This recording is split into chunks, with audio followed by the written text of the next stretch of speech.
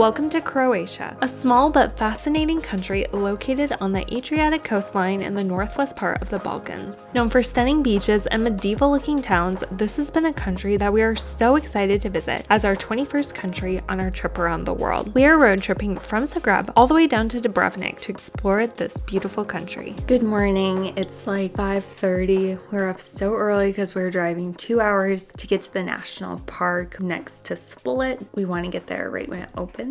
So far, our morning has included Jordan falling down the Airbnb steps, carrying our suitcases. How are you feeling? I'm fine. It hurt. Might be concussed, but I'm fine. Wait, did you hit your head? Yeah, I fell into the railing, and then the suitcase handle hit my head, and so it crashed into the railing again. Rough morning over here. This is what you get when you don't get enough sleep, I guess. Yeah, we're gonna hit the road and hope that the rest of the day goes better than our start so far. Careful, Jordan. This is where Jordan took his little tumble.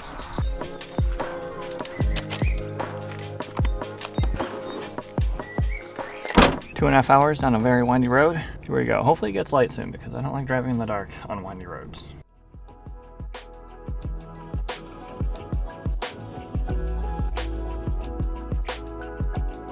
So we just made it to Krka National Park. The drive to get here was so beautiful with all the mountains. We saw some deer running through the fields, and now we are here. We're paying for our ticket so that we can go walk out to the waterfall. It's just gonna be a quick stop for us on our way to Split today, but it already looks beautiful and I can hear the rivers rushing. Very cute spot. So we just got our tickets for €9 each. There's a ton of different options of things to go see. You can go see old monasteries, caves, waterfalls. It's very quiet since we're here at 8 and there's no one else really around, so nice and early. It's also really small parking. Seems not as big as the other national park we were just at, but this one is very pretty. So we found this overlook here and we were like, that looks really high. Do we really want to go all the way up that? We decided we did. It's a great little introduction back into hiking. We're gonna be doing a lot of hiking here in Europe, and so we thought we needed a nice little warm up. I am so out of shape, I think, after being in Asia and not hiking a lot.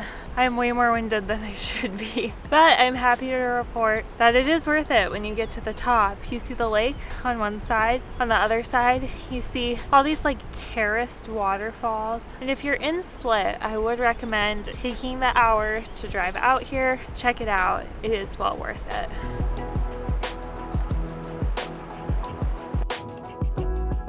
We've now made it down from the overlook and are actually headed over to the main attraction of this area, which is the Roski Slap. It's just another beautiful waterfall. We were able to see it from the top, and it just has a bunch of little terraces. They're referred to as necklaces. I'm not quite sure why, but so we're gonna go across the bridge and kind of check it out.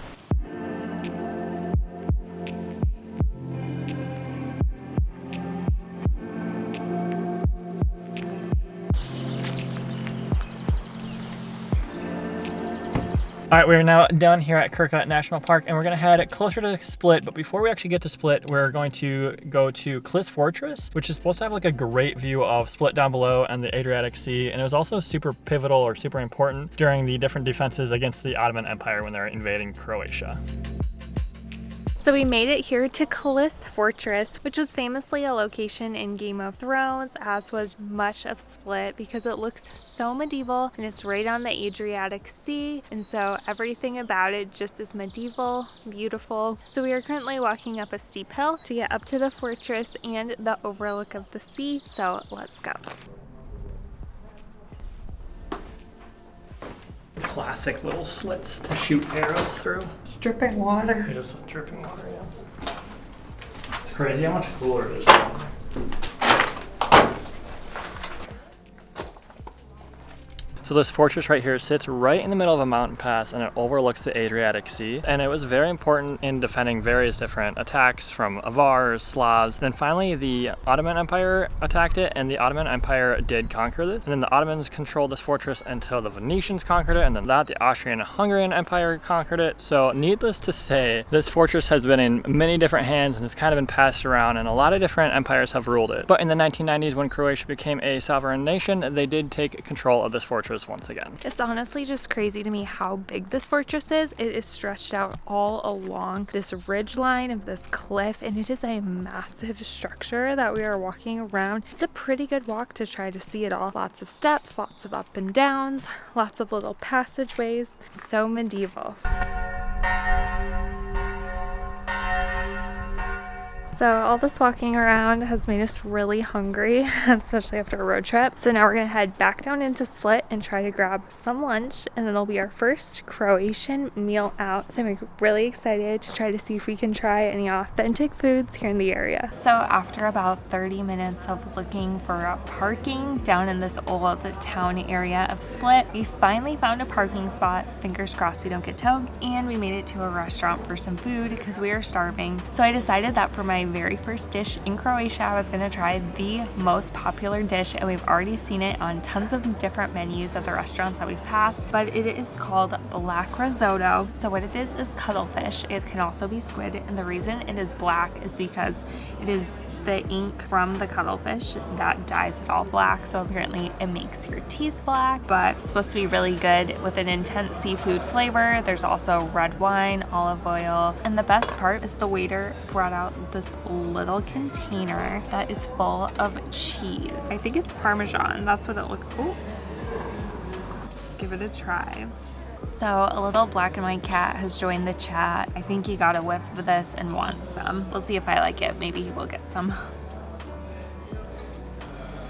I'm not gonna lie, I was a little nervous, but it's actually really good. The cuttlefish is a little chewy because that's just how cuttlefish is. If you don't love seafood, I don't think you'll like this because it definitely has an intense seafood flavor, but it is really good. It has really good flavors to it. It's really creamy. It's going to be worth turning my teeth black, I think, for the rest of the day.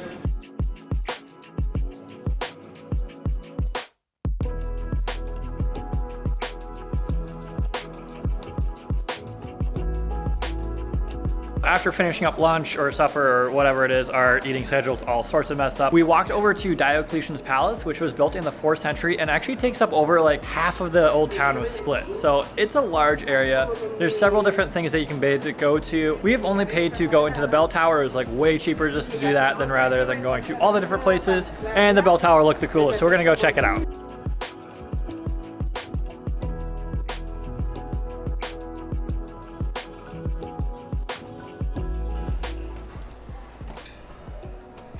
One, we found more stairs. We always find stairs. Two, this is why we wanted to go to the bell tower, because you can go all the way up to the top and then look at Split all down below you. So there's about 180 steps up. However, each step is like pretty steep. So I counted as 2 steps. So right outside the bell tower actually is a sphinx, and the sphinx was a gift to Diocletian from the Egyptians, and it's just been sitting there for thousands of years since it was gifted to him, which is pretty cool. Look at all the cruise ships. Not something I expected whatsoever, but there's like 3 or 4 of them all sitting on there. So we made it to the top. Super worth the steps. You can see all the red roofs and the old city surrounding the bell tower, and then you can see the Adriatic Sea and the coastline with Split just stretching along it and all the boats. It's such a beautiful day. This is amazing, and so far we love Croatia.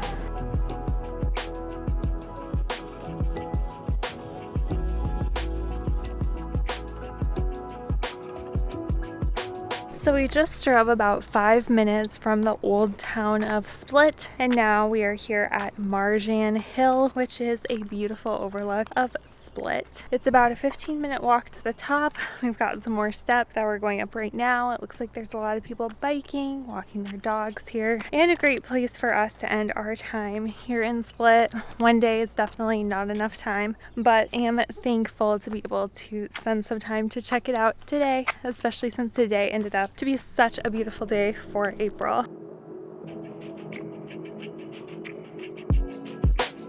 Okay, so we just got into our Airbnb for the night, and I don't usually do room tours because I don't know, I feel like since we're just staying in cheap little Airbnbs that it could be boring, but I have to do a room tour of this one here in Croatia. So we drove about 30 minutes from Split to this little town called Omis or Omiz, not sure how to pronounce it. It's about halfway between Split and Dubrovnik so that we can get up and go to Dubrovnik tomorrow. But it is so cute and so affordable compared to the rest of Europe. It was only $36 to stay here. We're in walking distance from the ocean and we have the prettiest mountain view from our window. I can't even believe it. Right out the kitchen. I'm gonna turn around and show you.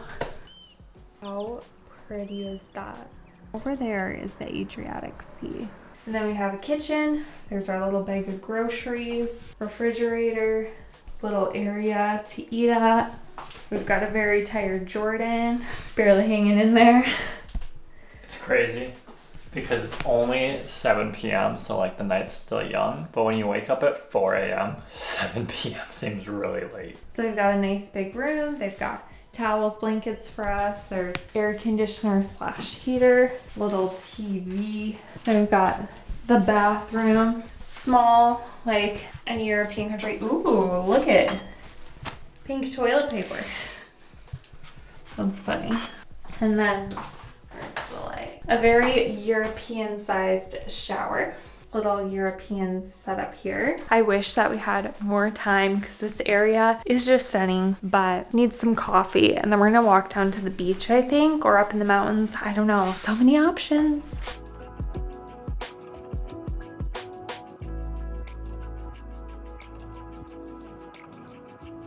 So we made it down here for sunset and it is absolutely beautiful and peaceful out here. The waves are just slowly crashing to shore. The sun is setting. This is the perfect way to end a day in Croatia. Tomorrow we are getting up early. We're gonna get up at 4 a.m. so that we can drive over to Dubrovnik to start our day so we can do sightseeing before we hop on some kayaks and have to return our car rental. So tomorrow we're doing Dubrovnik in about 8 or 10 hours. We're trying to see it, but we're gonna go to all of the best things to see and do in Dubrovnik. So before we head over to our 22nd country, so tomorrow we'll also be hopping on a bus to a new country. So we're moving very fast through Europe so that we can see as much as possible in the next couple of months. Make sure to stay tuned and we will see you bright and early in the next one. Thanks so much for watching. Really means the world to us to have the support through these travels and to be able to share them with you. Hopefully they're helpful and inspiring. We really appreciate it. And yeah, we love you guys and we will see you in the next one.